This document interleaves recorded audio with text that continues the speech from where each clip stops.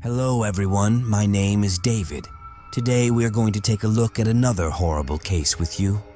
December 11th, 2021. On this day, a couple checked into a hotel, and the next morning, which was December 12th, 2021, the housekeeping staff knocked on the door of their room, but there was no response from inside. The housekeeping boy thought maybe the couple was still sleeping, so he came back after some time and knocked on their room door again, but still, there was no response from inside, and no one answered the door. The housekeeping boy thought that it had been quite some time. Why hadn't the couple come out yet? They hadn't even had breakfast yet, and their breakfast was ready, but they had not come out to eat. After that, the housekeeping boy went to the manager and told him that a couple had checked into our hotel last night, but they hadn't come out since last night, and even after knocking on the door, they were not coming out. After hearing this, the manager said, "It's okay, I have the spare key to their room. Let's go and check their room." After this, the housekeeping staff and manager both opened the door with the help of another key, and as soon as they open the door, no one is inside. And seeing this, both of them are surprised. After all, where did the couple go? Because no one had seen them leaving. The manager could also smell a bad odor coming from inside the room. After that, the manager carefully examines the room. When the manager bends down to look under the bed, he starts screaming, because there was a woman's body lying under the bed, and her head was missing, and there were no clothes on her body. The manager is very scared after seeing the woman's body. After this, the manager calls the police.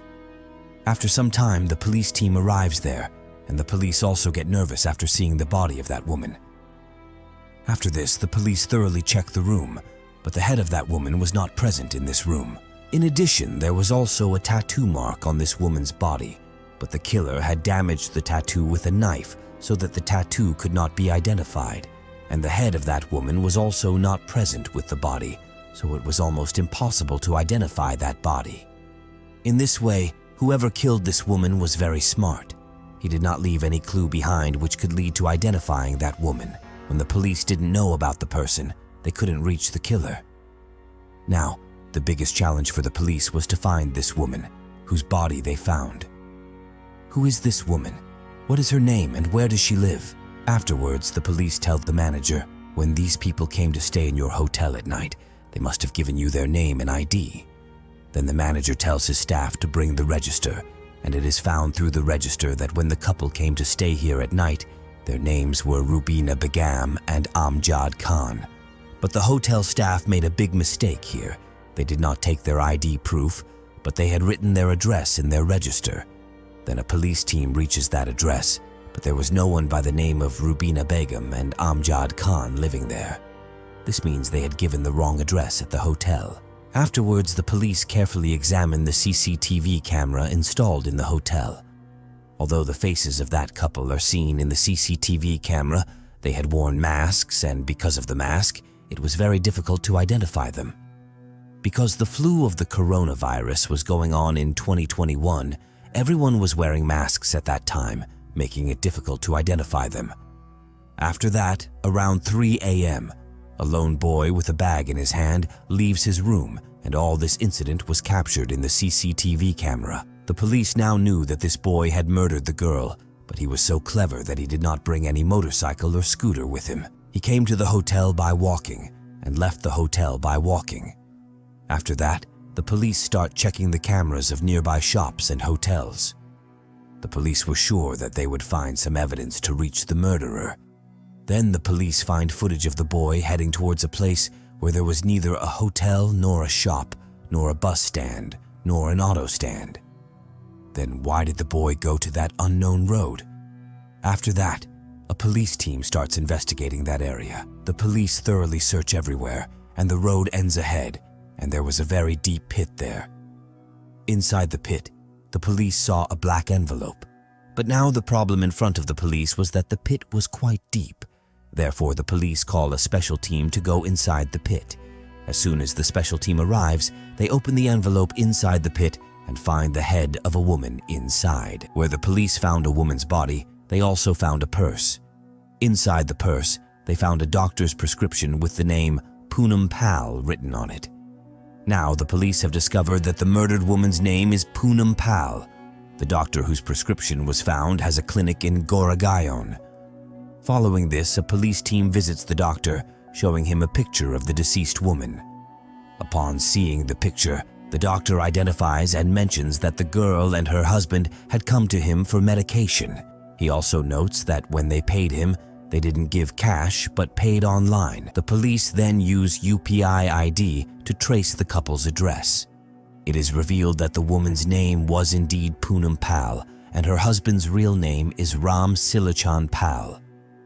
Further investigation reveals that Poonam and Ram were husband and wife, but did not live together. The police try to call Ram Silachan Pal, but his mobile is continuously switched off from Saturday to Sunday. They also find out that Ram Silachan Pal is a computer software engineer who often stayed out of the house due to work commitments. The police initially thought that maybe there was work pressure, so he turned off his mobile phone on his day off. But when the police investigated further, they found out that Ram Silachan Pal had never done this before. His mobile phone was always on. So why did he turn off his mobile phone now? After that, the police went straight to Ram Silachan Pal's house. Ram Silachan Pal was a little nervous when he saw the police. Then he asked the police why they had come to his house and what work they had with him. The police replied that they had found a woman's body and they had come to his house to investigate. The police asked Ram Silachan Pal where he was on Saturday night. Ram Silachan Pal told the police that he was at home on Saturday night and had turned off his mobile phone because he wanted to relax alone at home. The police questioned Ram Silachan Pal sternly, and he told them everything truthfully. He explained that he and his wife were married in Uttar Pradesh, but he worked in Mumbai. Even though they were married, Poonam still lived with her parents because of a tradition in their family called Gauna. Until the girl's Gauna is not done, she does not leave her parents' house, and she stays there with her parents. Not only that, but these two also used to go out often on Sundays and meet on Sundays. After that, the police say, everything is fine, but what happened that night, the night of the murder? Then he tells the police his whole story. After that, Ram Silachan Pal says, first, he went to a hotel with his wife, where he wrote his and his wife's wrong names, and he didn't give any identity card there, and he wrote the wrong address for them. Besides, both of them wore masks so that no one could recognize them. Then Ram Silachan Pal says that at night he strangled his wife and slit her throat. Not only that, there was a tattoo mark on his wife's hand, and he tried hard to remove that mark so that his wife could not be identified. His whole plan was that his wife would not be identified and the police would never reach him. Not only that, he also switched off his mobile phone so that no one could know his location. Then the police ask Ram Silachan Pal, you had just gotten married, and your wife wasn't even living with you. Why did you kill her? Then Ram Silachan Pal says that his wife used to live in a city like Mumbai, and his wife was very advanced.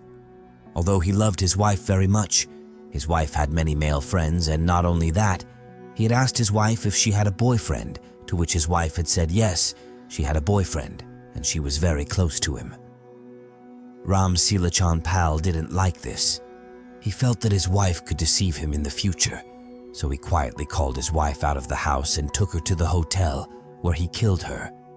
But a small mistake of his landed him in jail. If the police hadn't found her head and the doctor's written note, the police would never have reached the killer.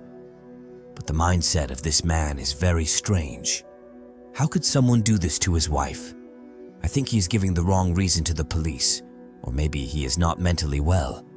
I don't think someone with a properly functioning mind can do this. If a girl had a boyfriend before marriage and they were very close, it can be hard to accept for some men, which is totally understandable. But ending your wife's life because of this is a pretty baseless thing to do. If you appreciate our efforts, like and share this video. If you haven't subscribed, do so now. Thank you.